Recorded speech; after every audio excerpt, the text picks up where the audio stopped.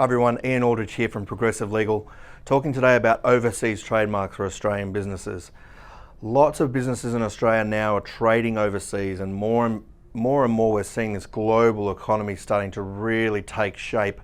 And I often get asked, when's the right time to consider getting an overseas trademark? And obviously having your Australian trademarks registered first is potentially the best first step.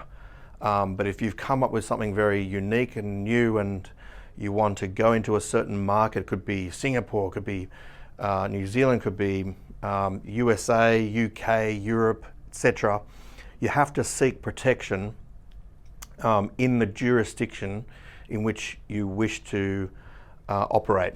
Unfortunately, there's no such thing as a global trademark.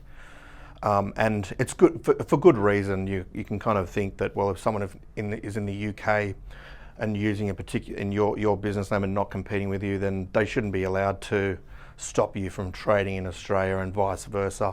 Otherwise, we'd have no more names left, and everyone would be treading on everyone's toes. So the good news is you can get protection in those countries, and the best time to really do it is thinking, okay, when am I about to launch into this market? How much energy, effort and resources are we going to be putting into that? Is there someone currently on the register there or trading in that country with a name that's same or similar? There's a whole bunch of factors at play, and obviously the funds. It is quite expensive to register in different countries apart from New Zealand, as I'll mention in another video. But ordinarily, and it just depends whether we go through the World Intellectual Property Organization, WIPO, which is based in Geneva.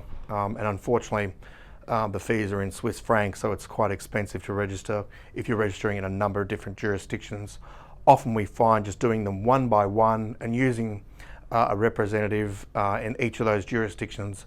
And we've got contacts around the world now in each of those jurisdictions to help you get the best protection and at least do that in an affordable way, or most affordable, and then it's just a matter of time of when you're prepared to do it from a financial perspective.